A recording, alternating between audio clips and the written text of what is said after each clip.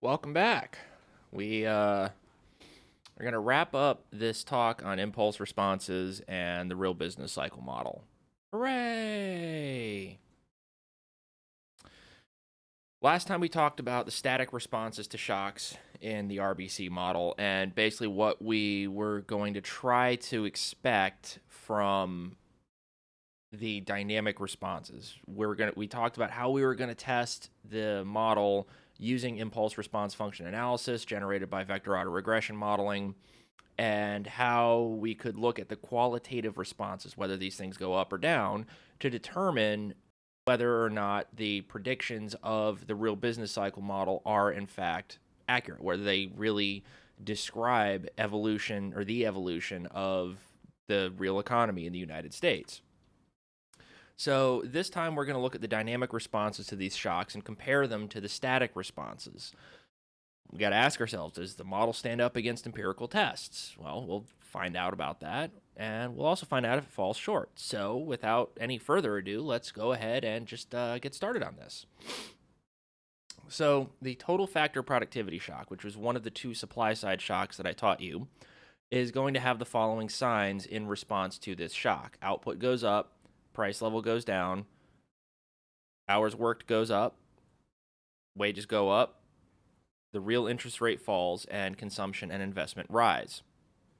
So with this combination of responses is unique only to a total factor productivity shock in this model.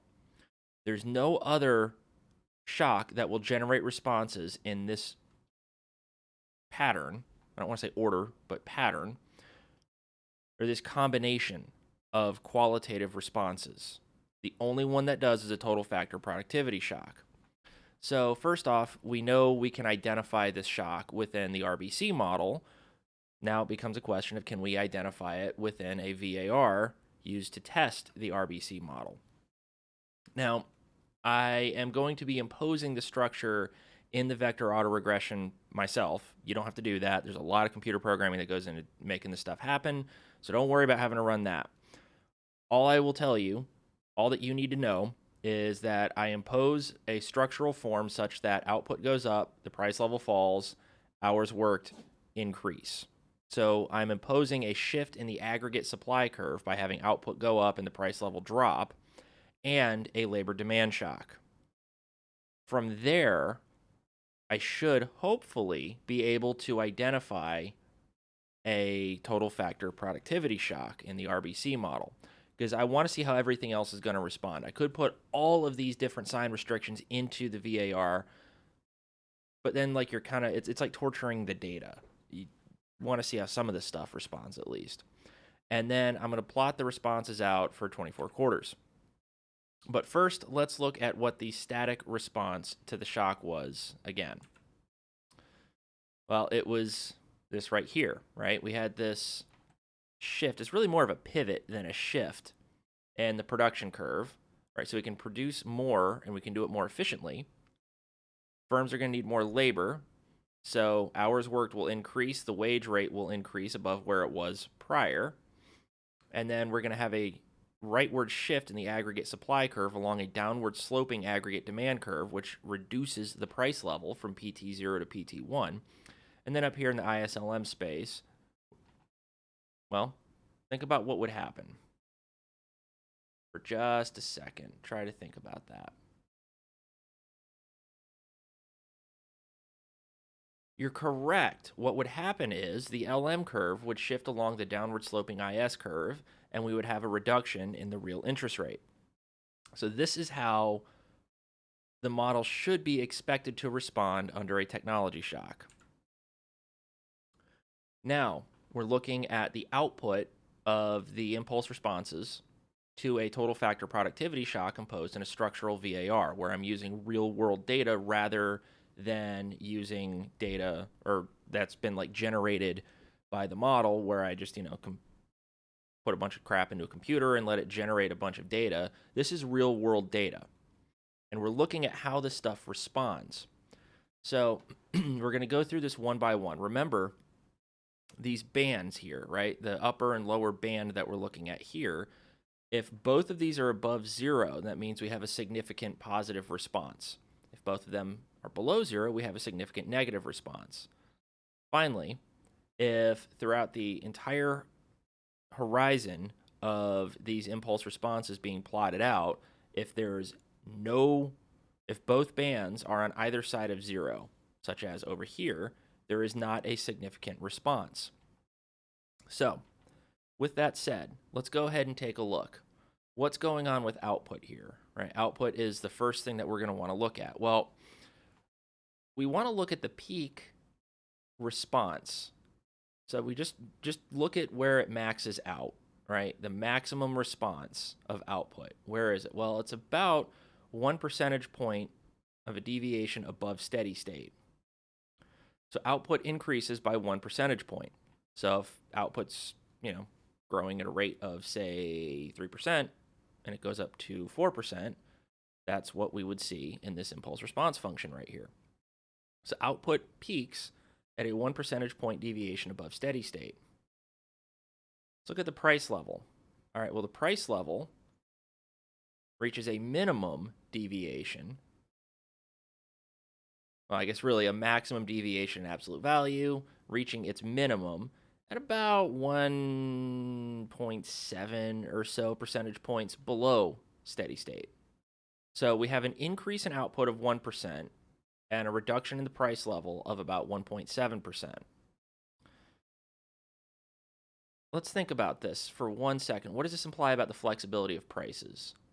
In terms of absolute value or magnitude of the change, what changes more, output or the price level? It's the price level. The price level is a little bit more responsive than output is. Output changes by 1 percentage point. The price level changes by over 1 percentage point. So prices here are much more responsive than output, which actually kind of lends a little bit of credibility to the model. Because remember, the model said prices were perfectly flexible. Here, they appear to be pretty flexible, even in response to a supply shock. We can still see that. So, okay, kind of cool. Let's look at what consumption and investment are doing. Well, consumption is peaking at about a 1.5 percentage point deviation above steady state, and investment is increasing at a little over a 1 percentage point deviation above steady state, right? Because we're just looking at the maximums here. Now, consumption, where it peaks, it's a significant response because the bottom part of this band is above 0, and the same goes for investment. So output goes up 1%, prices drop 1.75 percentage points, consumption increases about 1.5 percentage points, and investment increases by probably like 1.05, 1.1 percentage points, somewhere in that neighborhood. Hours worked, right? So now we're looking at labor markets. Hours worked are increasing, or they reach a maximum increase of about 1.5 percentage points above steady state at their maximum, because we're looking at this red line here. So output or hours worked go up. Wages actually go up quite a bit. They go up about 7 or 7.5 percentage points above steady state. So if the hours worked and wages are going up, right, if these two guys move in the same direction as they are here, right, it just pops up here, pops up here. They're both going in the same direction. This means a labor demand shock. So when we think about the model, right, the static responses to the shock that I was talking about, if you look at the labor markets, there was that shift in the labor demand curve along the upward sloping labor supply curve. Hours worked go up, wages go up. We see that here. So this is a labor demand shock. We also have an aggregate supply shock here. So with the aggregate supply shock and the labor demand shock, right, with these two guys occurring simultaneously, that's telling me, okay, yeah, this has to be a total factor productivity shock. Right? There's no way it's anything else. So when output and price move in opposite directions, we have a positive aggregate supply shock, right? Because it's shifting along that downward sloping aggregate demand curve. So when that happens, the LM curve in the ISLM space shifts out.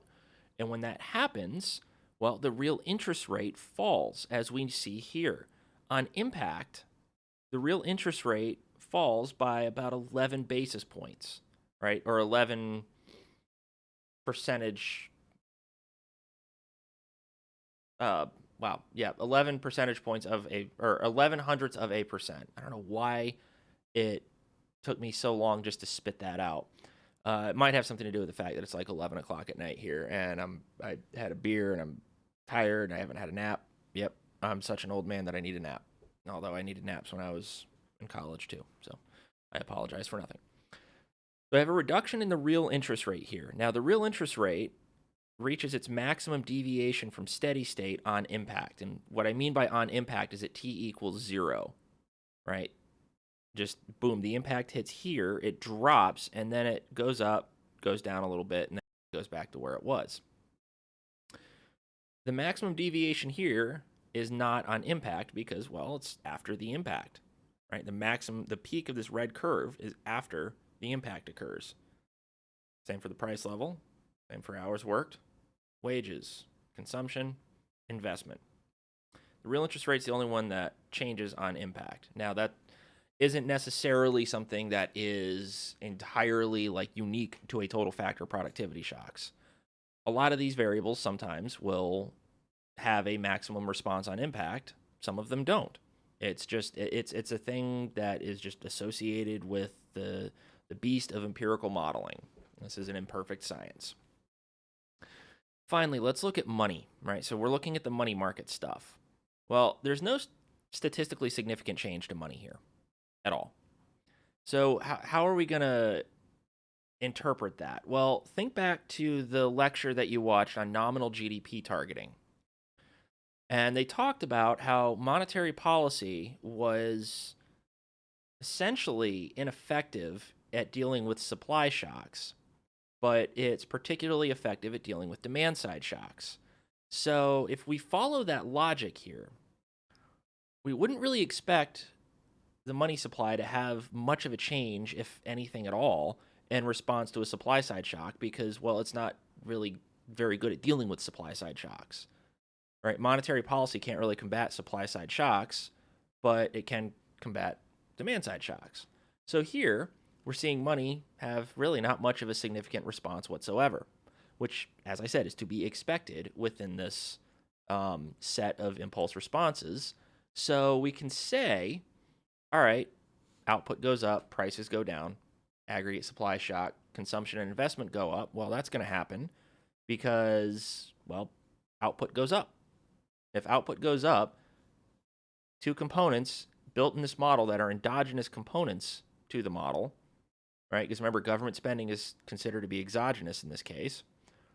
So the two endogenous components within this model are going to go up as well, right? It's like saying if you get an extra $100 in your paycheck, you're going to spend more money on probably more than just one thing. Like if you get, I guess in my case, I probably need a couple extra $1,000 for this. But if, you're in the market for amplifiers and cool guitar stuff and cool guitars, and I get a couple extra $1,000 in my paycheck just out of the blue, well, first I'm going to call payroll and make sure they didn't overpay me. And then when I find out that they didn't overpay me, I'm probably going to go out and buy an amplifier and I'm going to go out and buy a guitar, right? Well, two of the things that I consume went up because output, or in my case, income, goes up, right? So that's why those two components are going to be increasing here. Hours worked and wages increase, labor demand shock. Because remember, the quantity and the price move in the same direction. Boom, it's going to be a demand shock. Quantity and price move in opposite directions. It's a supply shock. So with an aggregate supply shock and a positive labor demand shock, we know it has to be a total factor productivity shock. And then we have the reduction in the real interest rate, and money doesn't really change. So here what we have is a table that is displaying the effects of exogenous shocks in the theoretical response, which is this column here. And then we've got the empirical response here. And then I've just got a question as to whether or not what the model predicted was what the empirical model shows, whether the empirical model provides any evidence for it. So let's look at output. Well, output was predicted to go up in the model. The impulse responses using real world data show that, well, output went up. So it's correct. Yay! Consumption and investment. Theoretical model predicted they go up. Empirical model provides evidence in favor of the predictions of the RBC model. Boom. Those two go up. Those are both correct. Yay! I really wish I had a cool sound effect with like clapping and cheering, like, woo! It'd be awesome. Okay, so the next one, labor market stuff. Hours worked, wages. Model predicts hours worked and wages both go up because, well, there's a positive labor demand shock. So the empirical results suggest, well, the same thing. So they also provide evidence to confirm the real business cycle model. So qualitatively, those two are correct as well, and we need another, like, doo-doo, little horn blowing and, crowd and applause and cheers and all that fun stuff. So we got two variables left, real interest rate and the price level. Real interest rate, predicted to be negative. Empirical response provides evidence to suggest that, also correct. And finally, the price level. It's predicted to be negative, still negative in the empirical response. So we're good. So a total factor productivity shock in the real business cycle model actually appears to adequately describe variations, at least in terms of supply side shocks, in these economic variables over time in the real world. So that's good, right? This is some good evidence suggesting that the real business cycle model is in fact a good model, at least in terms of describing one type of supply side shocks. Please give me just one moment. I will be back after a blank message from our sponsors because I have no sponsors. So here's a commercial of nothing.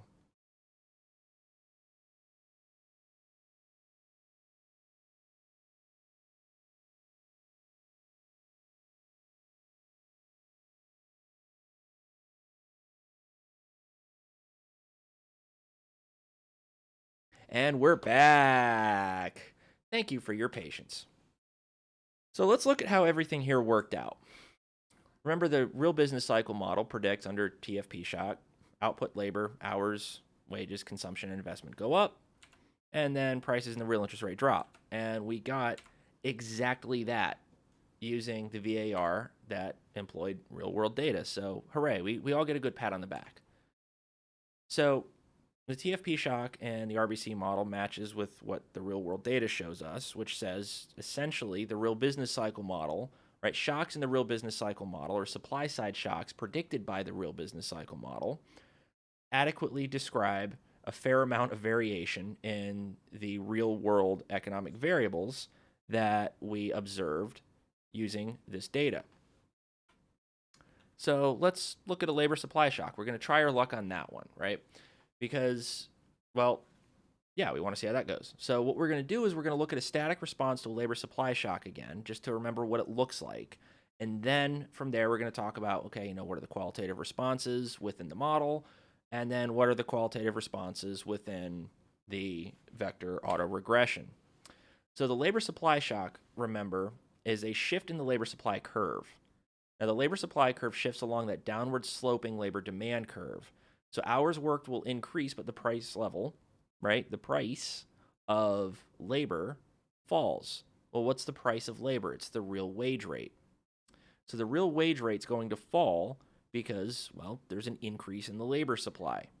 If you think about, a major immigration flux, right, what's going to happen? Well, a lot of people are going to be entering the country and they're going to be looking for work. So there's going to be a lot of jobs that are basically, the labor markets are going to be absolutely flooded. That's going to drive the real wage rate down. Why? Because, well, there's a lot of people that want this job. So that occurs because there's an increase in labor or hours worked, right? The input of labor in the production function in this bottom left-hand curve here, labor is going to increase, but labor is endogenous to this model, right? And it's endogenous in this graph because, well, yeah, it's right here, right? So if labor changes and we're doing it along the L axis, right, there's not going to be any shift in this curve. There's no shift. We're just moving to a new point on the curve. So we move to a new point on the curve, but because we've got the diminishing marginal productivity of labor, well, it's going to increase, but it doesn't increase by a whole lot. So when we trace this over to this curve or this graph here, which is that diagonal line that flips output from being on the vertical axis to the horizontal axis, we then trace up and we have a shift, a rightward shift in the aggregate supply curve, which drops the price level. But notice we don't have much of a shift in the aggregate supply curve. If we looked at the total factor productivity shock and compared it to this, we would see that the aggregate supply shift under the TFP shock is much larger than it is under a labor supply shock. So we get over here and here the same qualitative responses as the TFP shock, but it's muted here. And there's a major difference in the qualitative responses over here because the wage rate is falling under a labor supply shock, and the wage rate would increase under a total factor productivity shock. So again, it's a way that we can uniquely identify a labor supply shock in this model because the qualitative responses of the endogenous variables within the model are going to be different. So up here, ISLM space, the LM curve shifts out by the amount that this aggregate supply curve shifts out, and the real interest rate drops. But again, the real interest rate doesn't drop by as much as it does under the total factor productivity shock. So here we're going to be looking at two things. One, do the qualitative responses match? Two, what are the magnitudes of these responses and how do they compare to the total factor productivity shock? All right, well, let's look at output, right? Output increases by about 0.7 percentage points above steady state, right? Because it's where the peak of this red curve is. So it peaks at about 0.7 percentage points above the steady state. Okay, so output goes up. Output goes up. Cool, we're good there. Price level. Well, the price level falls by about 0.75 percentage points. So a little bit more of a reduction in the price level than an increase in output. So that's kind of cool. More flexible prices. Excellent. Right? So let's see. The price level falls, output goes up. Okay, cool. So we're good here. Right? These responses match this response right here. So good for us. Well, output goes up, right? Incomes are going up. So consumption and investment are going to rise. But again, they don't rise by all that much relative to the TFP shock. So let's look at labor markets, hours worked and wages. Hours worked go up. Hours worked go up by about 0.7, 0.75 percentage points above steady state, right? Because that's where they peak. And wages fall actually, wow, quite a bit, about 3.5 percentage points below steady state. So hours worked increase and wages fall. So let's look at output here. Output goes up, prices go down, right? Because the output peaks above the steady state and the price level reaches its minimum below steady state. So increase, decrease, hours worked, increase, wages, decrease. So just this combination, up, down, boom, unique to a labor supply shock under the real business cycle model. Finally, let's look at the real interest rate. Well, there's not a significant response of the real interest rate. However, there's also a rather small response of the real interest rate. It's relatively muted, we'll say. It does appear to go negative, although we can't really say too much about that for sure. But let's look at the money supply. What's the money supply doing? Well, again, it's not really doing very much.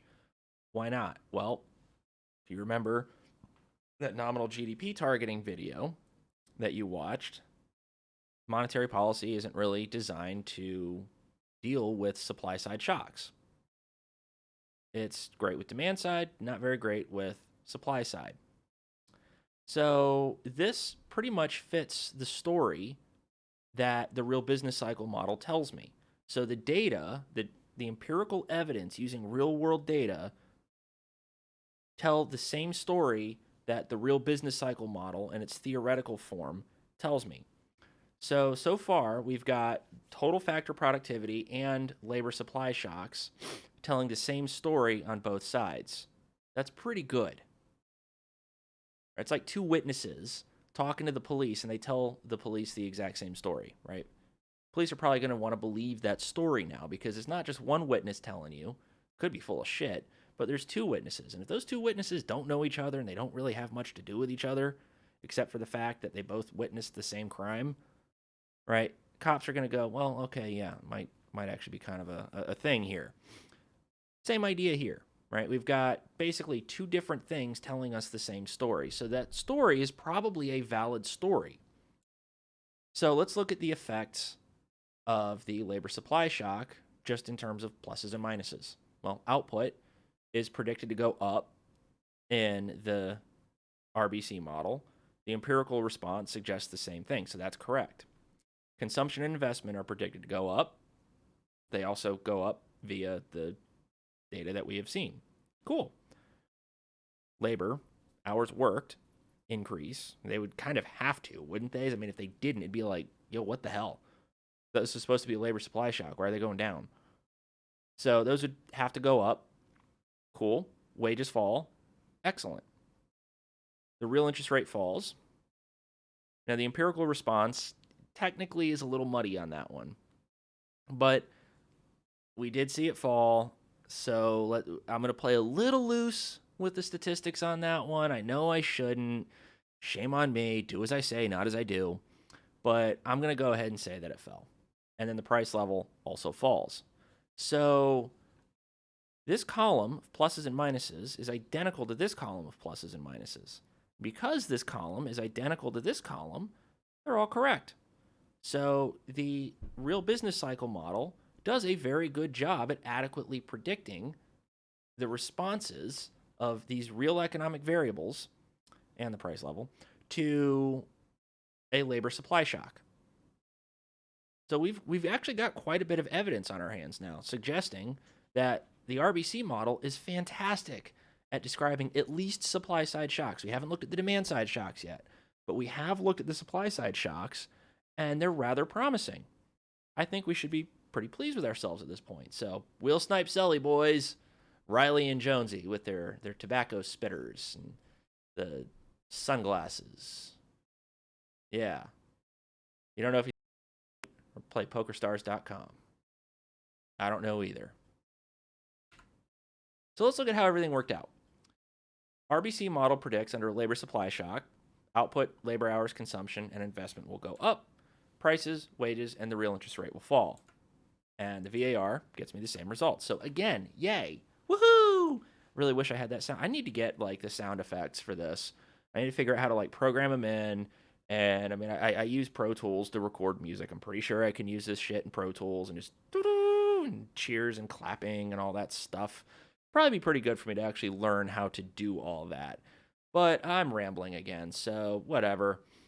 So right now we're 2 for 2. That's pretty good. I am rather pleased with these results, as should you be. So, all right, government spending shock. Right, we did really well with the first 2 shocks. So we're going to try our luck with the government spending shock now. Well, remember, government spending was an exogenous shock because government was exogenous in the model, right? There is no endogenous response of any government fiscal policy within the RBC model because there didn't need to be, because it wasn't, there was no point, because, well, every single equilibrium in the RBC model was Pareto efficient. So if every equilibrium is Pareto efficient, there's no need for a third party to come in and screw things up for everybody, right? We don't need the government screwing stuff up for everyone if everything's already good. So government spending was an exogenous shock. It shifted the IS curve along that downward sloping, or along the upward sloping, forget I said downward sloping, along the upward sloping LM curve, triggers an aggregate demand shock, so the aggregate demand curve shifts out, and it shifts out along that perfectly vertical aggregate supply curve. So the price level goes up, but there is no change in output. However, because the IS curve shifted along that upward sloping LM curve, we have an increase in the real interest rate. But because prices are fully flexible, the LM curve is going to shift inward. So aggregate demand shifts out, but with this vertical supply curve, output doesn't change, hence the fully flexible prices. And because we're using estimated data, what we would expect to see is that the bands on either side of these responses, right, that little red curve that we're looking at, the bands should be on either side of 0. So there's no significant movement in output or really any other real variables for that matter. So we're not going to see any significant movement in output. We should see a significant movement in the real interest rate. The real interest rate should go up because why? Well, the government is spending, usually, because this is our government we're talking about here, by borrowing. They sell bonds. Well, if you do that, the interest rate's going to go up. Loanable funds decrease, right? The amount of funds you can borrow decrease. Therefore, the interest rate goes up and it crowds out private investment. So we're going to look at a demand shock that originates in the expenditure function, which is this. So what we see here is aggregate demand shifts, price level goes up, and then above this in the ISLM space, you're going to have an increase in the real interest rate. So the real interest rate and the price level should go up. Not much else should really change here. So let's see what we're looking at.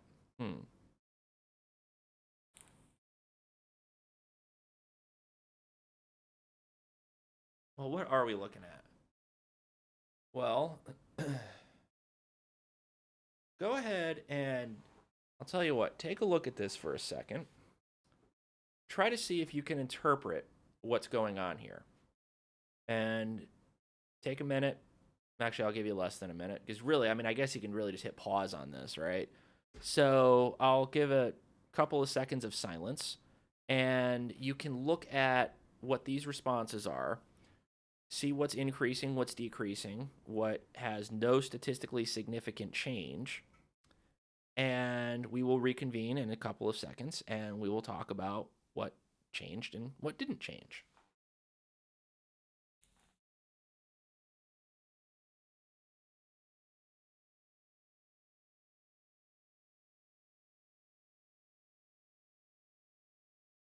I know you're always hungry. You can't eat and you have to go up and out of the way and eat the rest of their food for them. God forbid anybody touches the food. You may not want it. They want it. All of a sudden you want it. You don't want them to have it. Hi, Odo. You are not that way. That's why you are really skinny. I was worried you were malnourished. And I'm back after talking shit to my cats. So let's see what changed here. Well, government spending shock predicted no change in output, right? There's no change in production. Output doesn't go up. Shit.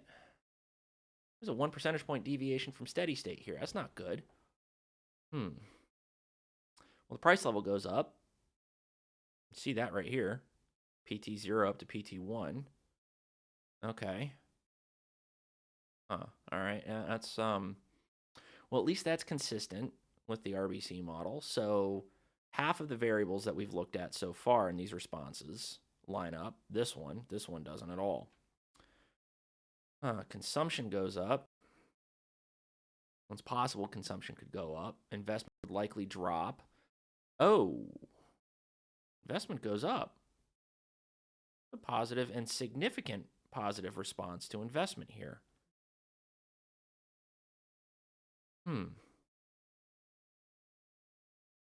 Okay. All right. Screw it. Let's look at hours worked and wages. Maybe that does something. Hours worked go up. Well, according to this prediction, does it look like hours worked are going to change at all? No. The price level fully adjusts. Prices are 100% flexible, so the price level moves. Output doesn't have to. Man. Okay, so this predicts hours worked go up, and it's significant.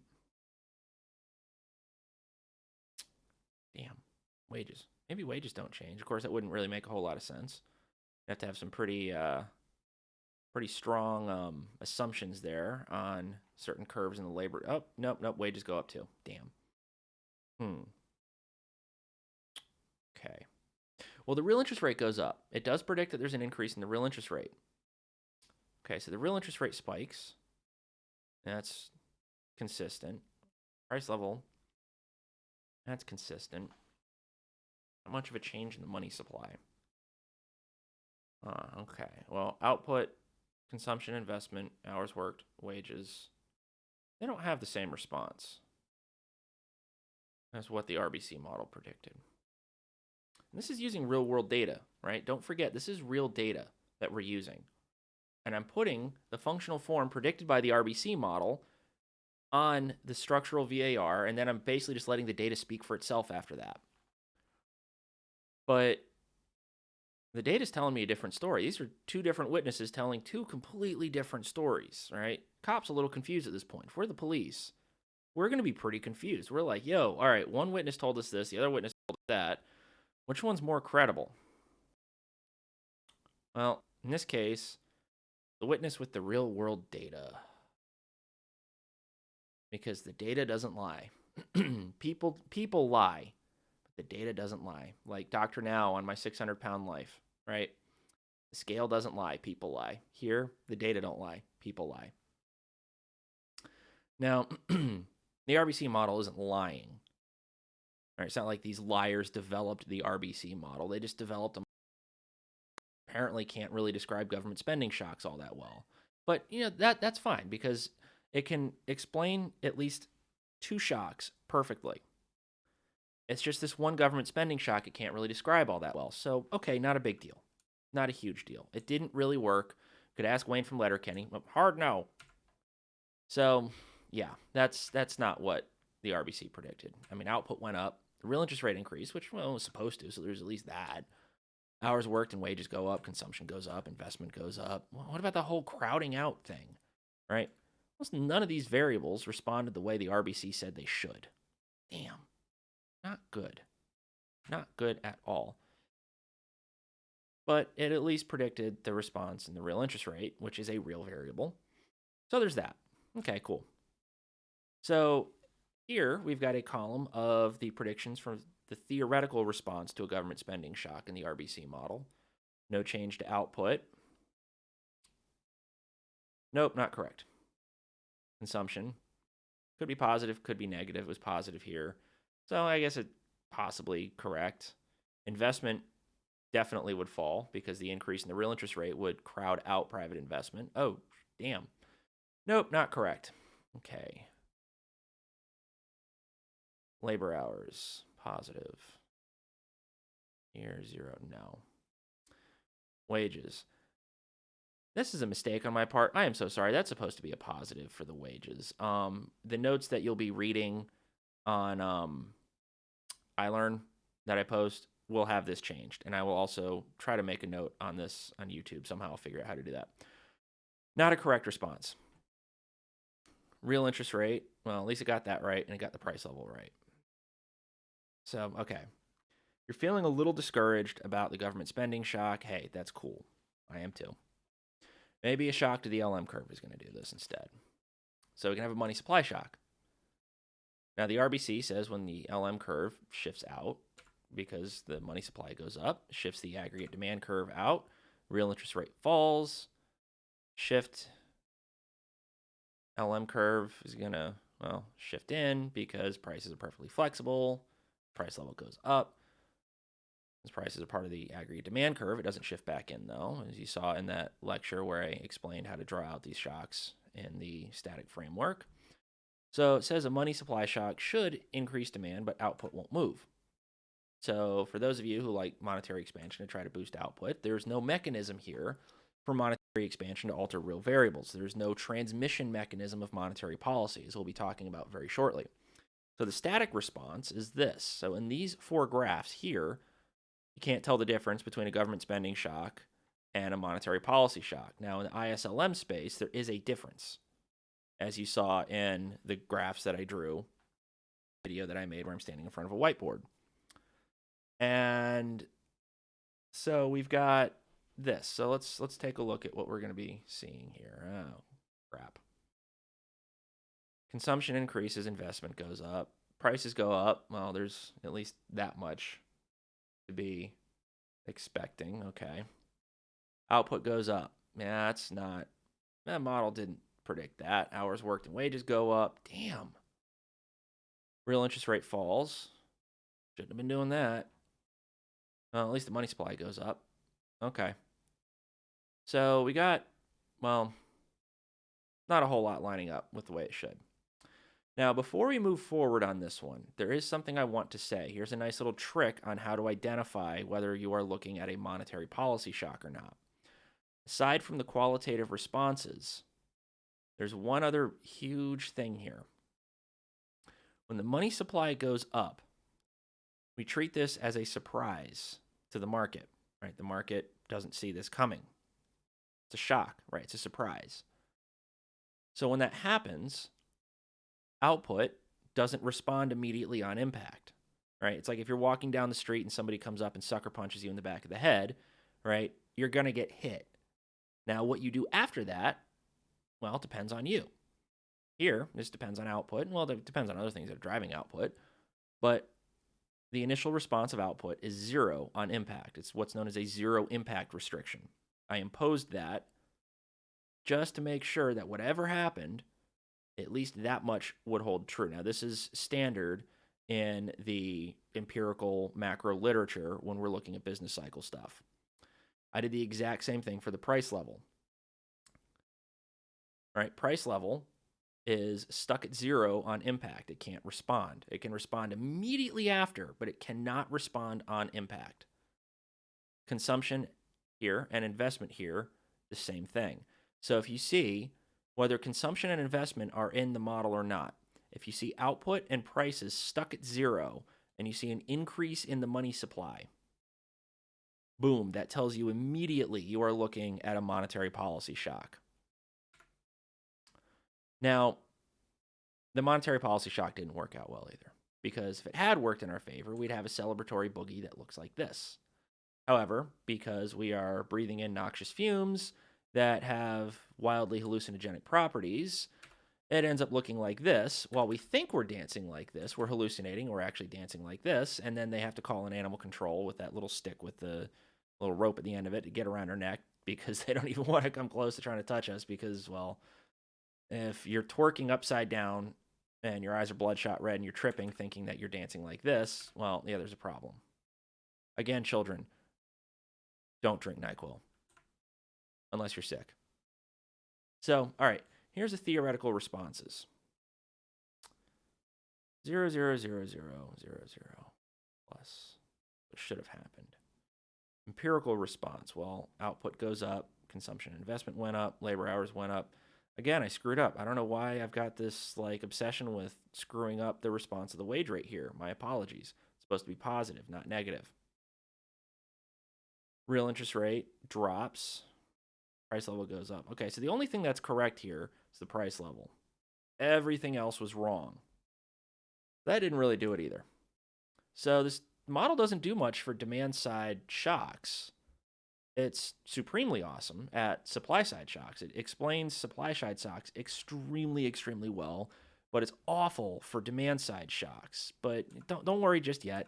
There's something interesting here. All right, let's look at the long run response of the monetary policy shock. What's going on? Well, let's look at output. Output peaks, right, about 10 quarters after the shock. But then it kind of trails downward again. It comes up, peaks, goes back down. Hours worked, go up and peak, go back down. Wages go up and go back down. They kind of pop up again, but if you were to look at this further out, they would eventually trail off back towards their initial steady state, which was 0. Consumption and investment increase, but eventually return back to where they were, and the real interest rate drops, but as you can see, is increasing after the drop, trending back towards 0. Right, so look at what's going on the long run of things, right, like 20 plus quarters. What's it doing relative to the peak? Right, so the end of this point here, the end of this timeline that we're looking at, what's it doing relative to the peak? Is it higher or lower? Right, if this thing goes up, then here it's gone back down. Okay, well, it's trended back towards a steady state. So consumption, investment, output, hours worked, wages and the real interest rate all have a significant response to a monetary policy shock. However, they trend back towards zero, right? Because when they're at zero in a flat line, they're steady state. So they're trending back towards their steady states in the long run. Right? So the real variables are all mostly decreasing and trending towards zero. The real interest rate was increasing, however, still trending towards zero. So in the long run, or even really the medium run, the real variables are returning to their steady states. So in the medium to long run, we have monetary neutrality, right? Because remember, monetary neutrality in the long run, right, or in the steady state, I believe, is what I gave you in the initial definition of monetary neutrality. Steady state values of real economic variables remain unaffected. Well, steady state, right, think of steady state as long run. What's going on in the long run? These things are ultimately going to remain unaffected. There's a significant response in real economic variables in the short to medium run, but in the medium-ish to longish run, that changes. The price level stays above zero, and the money supply, well, stays above zero. These nominal variables here are increasing or staying away from zero, we'll say, but the real variables are all returning to zero, meaning prices are flexible in the long run. They may not be all that flexible in the short run for demand-side shocks. They are in the long run because they keep going up as output keeps going down. It's kind of interesting, isn't it? So we have monetary neutrality in this model. It's just not the timeline that was predicted by the model itself. Well, nobody's perfect. So we need a new model. We need a model that allows for demand-side shocks to have a real effect in the short run because the data is showing us that the real business cycle model is inadequate for explaining demand-side shocks. Now, fortunately, we aren't the first people to think of this. There's others who did like 30 plus years ago, and they developed what's known as the new Keynesian model. It took the old school Keynesian approach to macroeconomic theory, and it gave it micro foundations, just like the real business cycle model, only it allows for demand-side shocks to have real economic effects. So there's a way for the real economy to respond to a nominal shock in the short run, but not in the long run. That's what's known as the neoclassical synthesis. The best way to explain the neoclassical synthesis in a way that will likely get me fired is shit happens in the short run, but it doesn't happen in the long run. Now, if we allow for sticky prices, as well as monopolistic competition instead of perfect competition, then we have a whole range of new results. And that's what the new Keynesian model is going to cover. But before we go further, I want to talk about a major misconception. The real business cycle model came out in the early 80s. Throughout the 1970s, late 70s, there's a huge problem known as stagflation, as we discussed earlier in the course, in which there was high unemployment and high inflation. And the existing theory at the time suggested that there was a trade-off between inflation and unemployment known as the Phillips curve, where if you increased inflation, you would decrease unemployment.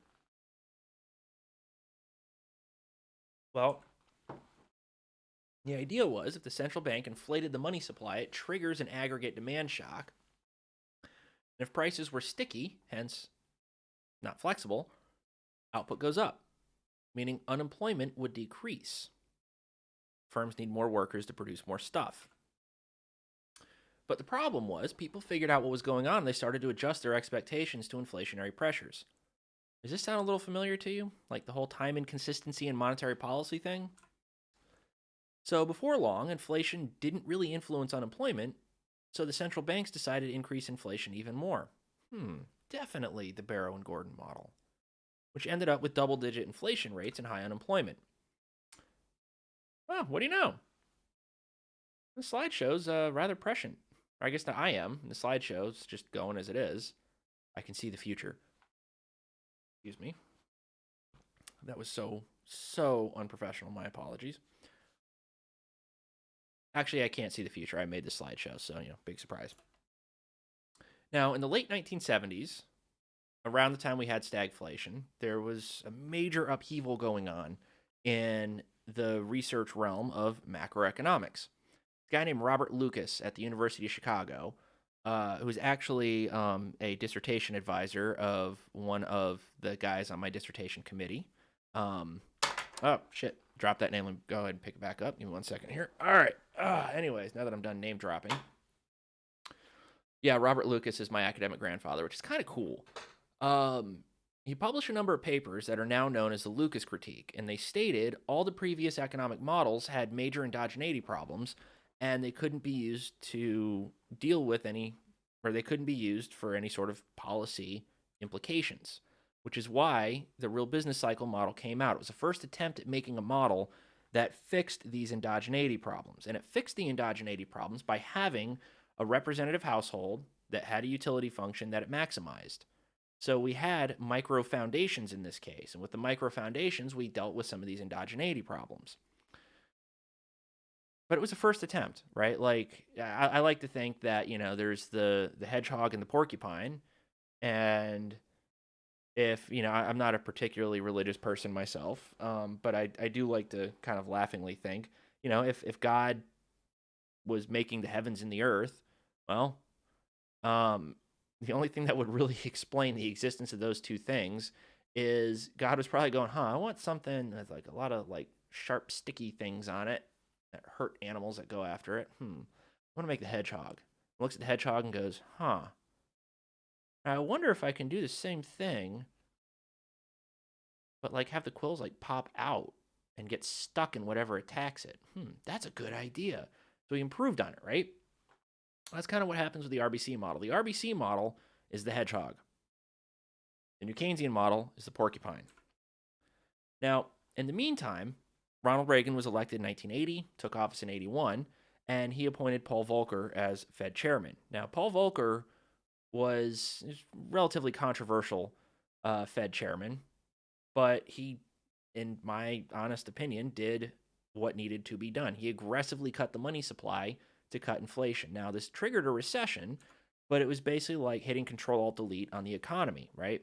Gave like a little reset here. Once the economy responded to the shock, it went back to normal, and we had low inflation and unemployment through most of the 1980s. And, save a couple of hiccups with recessions here and there, carried through the 90s and the 2000s. It's what's known as the Great Moderation. Now, the RBC model during the 1980s began to pick up traction because it seemed to describe the economy pretty well, right? And there wasn't really anything else to describe the economy that made any damn sense anyways, so might as well go with it. So a lot of the policies that were enacted focused on supply-side factors because that's what the RBC model predicted. And it was mistakenly confused with trickle-down economics, or also Reaganomics. But I want to say something. Supply-side economics is not trickle-down economics. Trickle-down economics says if you have tax cuts for the rich, it trickles down to the poor, and everybody is better off. Well, maybe that happens. Maybe it doesn't happen, right? Depends on where the tax cuts are, who's getting the tax cuts, how the changes in spending, consumption, savings, behavior transmit, all that stuff, right? It's really complicated stuff. Supply-side economics is not trickle-down economics.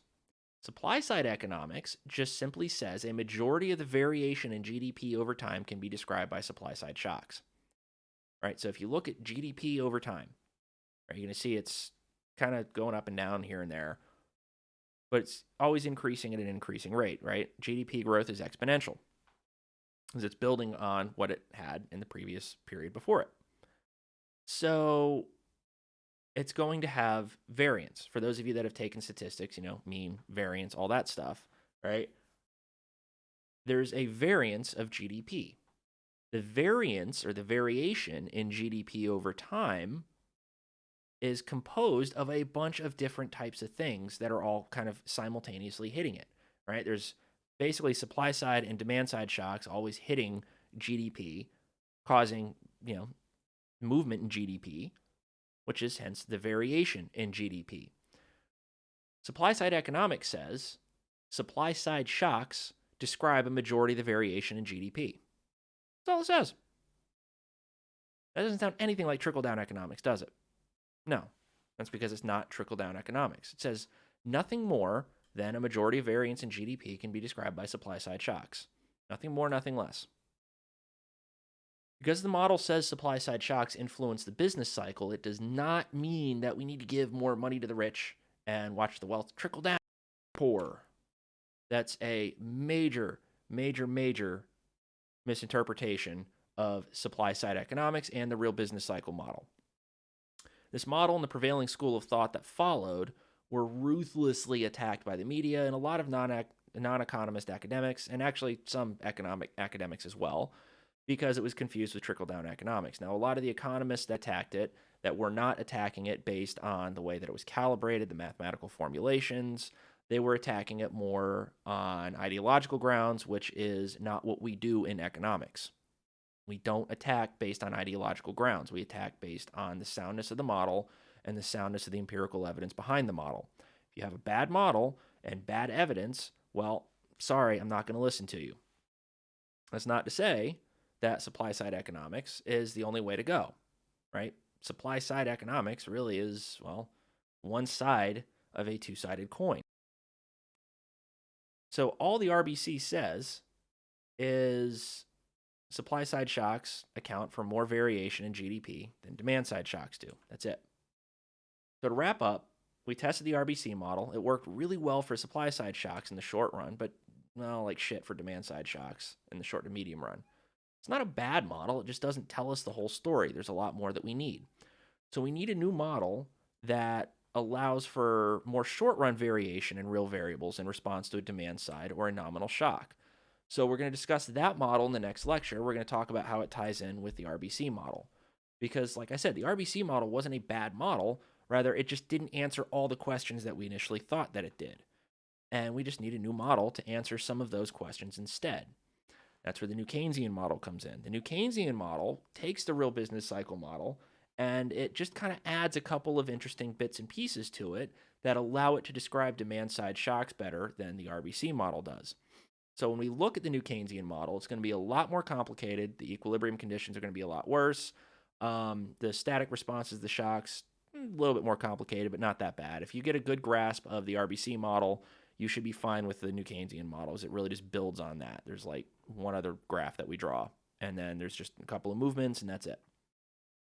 So we will be discussing that next. Thank you for watching. I know this is kind of a long lecture, but I hope it was enjoyable. I hope you learned some interesting things. And I will be fixing some of those little errors later on and posting all of this stuff up on iLearn. So in the meantime, enjoy this video, and that will be that. Thank you for watching.